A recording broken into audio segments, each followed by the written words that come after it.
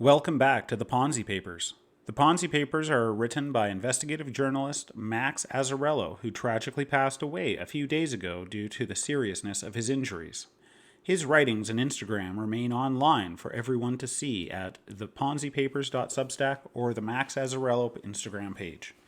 When I learned about Max, I wanted to learn more, but could not find any YouTube channels covering his writings, so I decided to read them aloud myself so I could learn what he was writing. I do not endorse or support anything he writes and do not claim any authorship.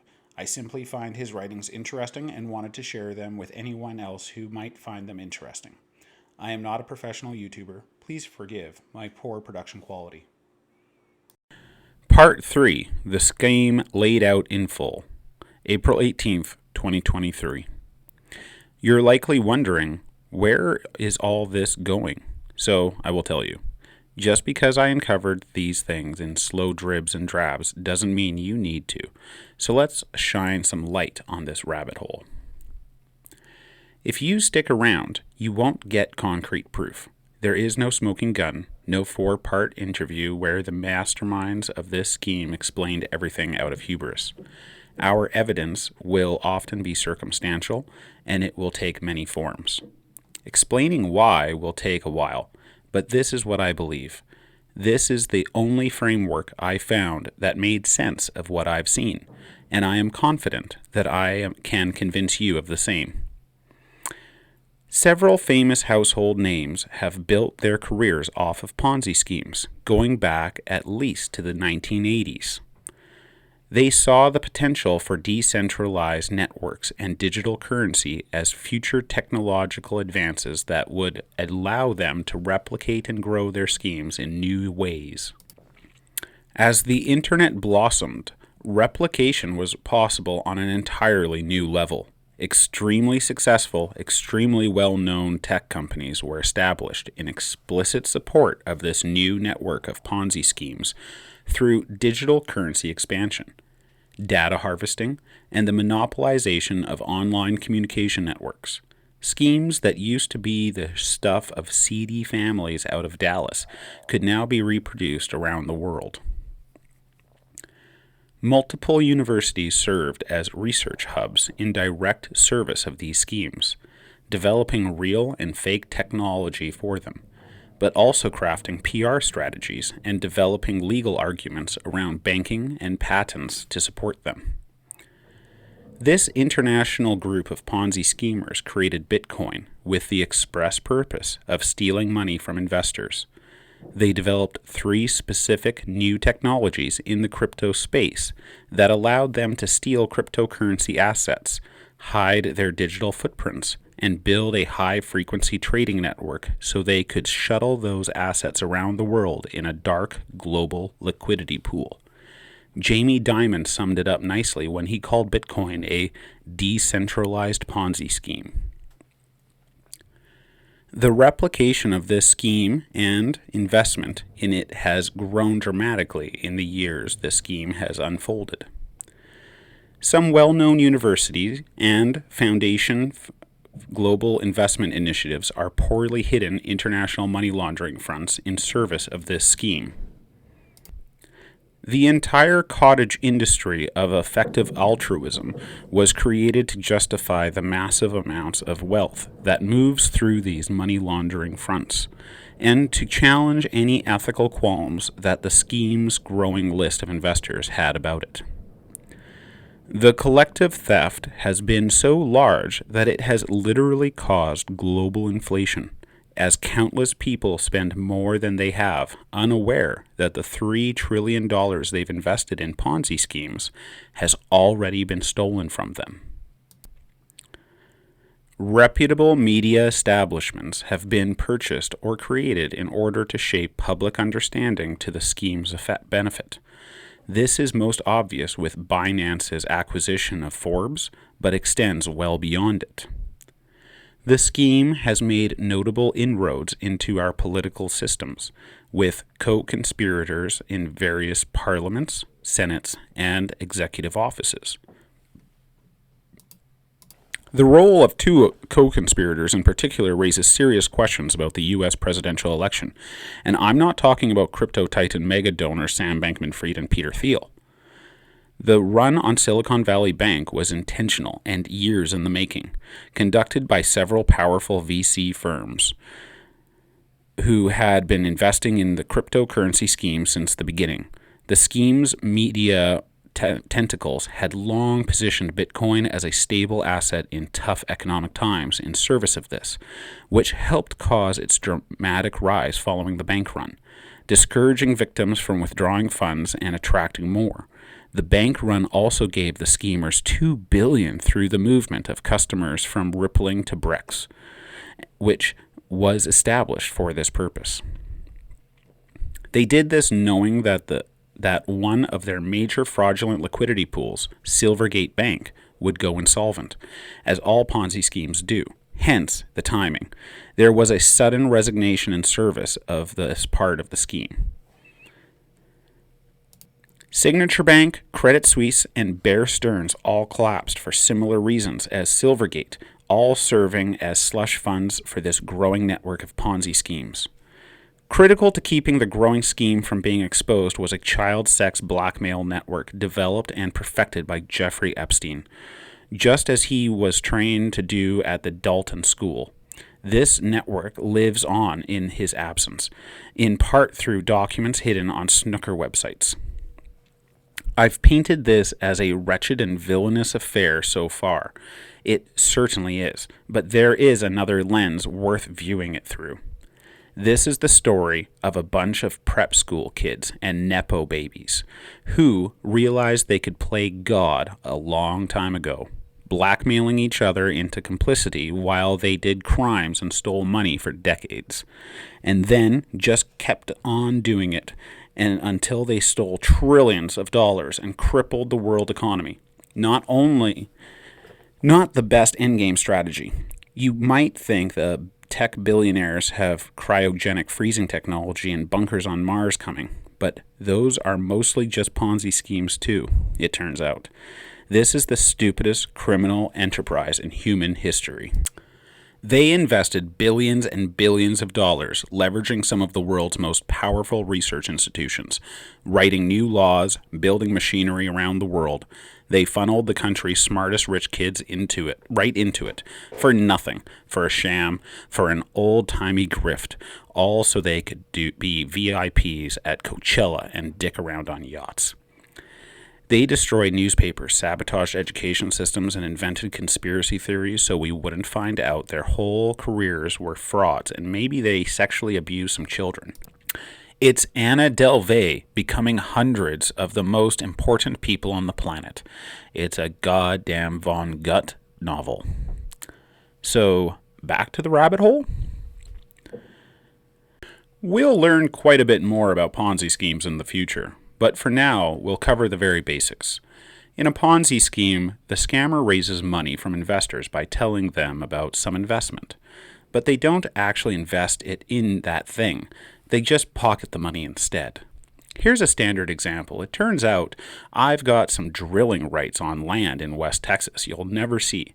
But I tell you all about the fancy mapping software we're using and the trustworthy businessmen we're saying the industry is booming, and you give me some money. I might stage some drilling or do just enough to make the operation seem believable, but the majority of the work never happens. Your money gets funneled elsewhere, and one day the penny stock you bought into goes to zero. Now that that's out of the way, here's a bunch of stuff you probably didn't know about famous billionaire Richard Branson, the most public investor in that fraudulent-looking company, Klinkle. If you don't know Branson at all, you'll get a fair introduction in this 1998 interview on Conan, in which he appears to immediately sexually assault Salma Hayek, makes her give him a massage, repeatedly grabs her, jokes about having sex with her on his airplanes, and throwing her out of a hot air balloon, and make all parties deeply uncomfortable. At best, he's an absolute creep. This is the only Branson interview I've watched, but I suspect he tips his hand as a monster in many of them. He gets an extra cheeky grin when he talks about his international modeling agency, which he calls Virgin Girls, famously recruited Kate Moss in an airport when she was 14 years old. He was a known associate of Jeffrey Epstein, showing up in his Little Black Book. The cult NXIVM hosted multiple events on his private Caribbean island. His various corporate and personal holdings mainly exist in Caribbean shell companies. In 1971, he was convicted of tax evasion. He had developed a scheme to avoid paying British taxes on his record sales by first taking them across the border and then sneaking them back to sell domestically. While his Virgin Group conglomerate is best known for airlines, music, space travel, and cell phones and credit cards, and he's had more than a few suspicious business ventures. For example, Virgin Orbit, promised space tourism, being valued at over $3.7 billion. The rockets made 6 flights over 3 years, 4 of them successful, before laying off 85% of their staff and suspending operations 2 weeks ago. Ponzi scheme sounds like this. Virgin Nigeria was a joint venture between Virgin Group and Nigerian investors. 5 years after forming, they suspended all flights to London and Johannesburg, both popular flights out of Nigeria, one would assume. Virgin said that they were looking to sell and took Virgin off the name, but kept their 49% stake. In 2012, they fired all their staff for being disloyal and ceased all local, regional, and international operations. Ponzi schemes sound like this. Branson predicted Virgin Cars would sell 24,000 cars in its first year, but it only sold half that 3 years later. 2 years after that, it ceased all operations. Ponzi schemes sound like this.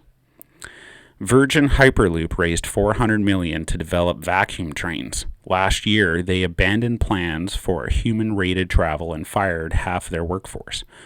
Ponzi schemes sound like this. Virgin Oceanic was billed as an undersea leisure adventure to the deepest part of the ocean. This service never came to fruition, and the project was put on hold indefinitely. That's what a Ponzi scheme sounds like. Virgin Cola suffered some wild misfortune when a Coca-Cola executive assembled SWAT teams to fly to the UK with briefcases full of money to pay retailers to get Virgin Cola off their shelves. This Coke executive later became the manager of Virgin Group's bank accounts. This sounds like they intentionally tanked their own company, which is something Ponzi schemes often do to justify the disappearance of funds. Virgin V was a makeup company that employed over 7,000 consultants and received an Innovative and Excellence Award at from the Direct Selling Association. $10 million of Virgin V's revenue went right back to the Virgin Group to take Virgin off the name. They discontinued several lines, liquidated, and owed over $5 million that most creditors would not receive. This one's a switcheroo. Pyramid schemes sound like this. Virgin Atlantic invested over $135 million in Virgin Connect, though the website offered little more than an FAQ about future plans. In 2020, they ceased all operation. Money laundering fronts sound like this. Clinkle sounds like this too. Virgin Money Australia was a credit card that partnered with Westpac Bank. Bob Joss, the Stanford professor who wrote the highly suspicious offshore banking case study, was the CEO of Westpac at this time. This may have brought Branson and Joss together pre-Clinkle. Note that this is just from browsing Wikipedia and is what immediately struck me as worth noting. It is likely that other Virgin tentacles sound like Ponzi schemes or other criminal enterprises as well. I do wonder, for instance, why an unethical man who owns massive international shipping concerns would take such strong interest in leniency for a heroin trafficker in Singapore. Now that we've spent some time in facts, would you indulge me on something a bit more speculative? I wouldn't dare suggest the architects of this scheme actually did reveal anything in the interview written in code out of unbelievable hubris, hidden on a website owned by a co-conspirator. That's a bit too fanciful, even for this story. Secret codes are a recipe for confirmation bias. Sure, I could say that snooker means blackmail and poker means Ponzi scheme, and beavers means Branson, but why couldn't I say snooker means money laundering and poker means the Kingdom of Saudi Arabia and beavers means Josh Kushner, you know? Still, Part 1's snooker child protection policy was super weird, and this rabbit hole has taken me to some very strange places. With that in mind, could you Google the unabridged story of the Hendon mob and save all 4 parts? If reality lines up with this theory at its strangest, I suspect it won't be available for much longer.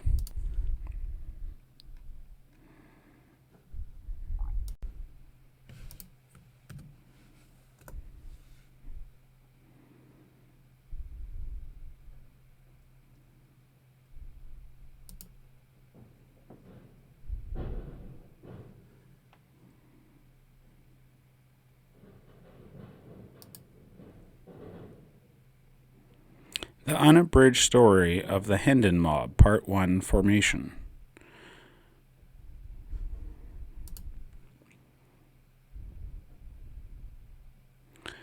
"20 years ago, 4 men appeared in the British newspaper, the Evening Standard, in which they were described as poker's next big thing. The author of the piece was later to be 2-time EPT winner Vicky Corin. This was published in 2019. Well, I suggest people go and read this. If you want me to read it, let me know. This seems to be quite lengthy in and of itself and something to do with a conspiracy within the poker realm.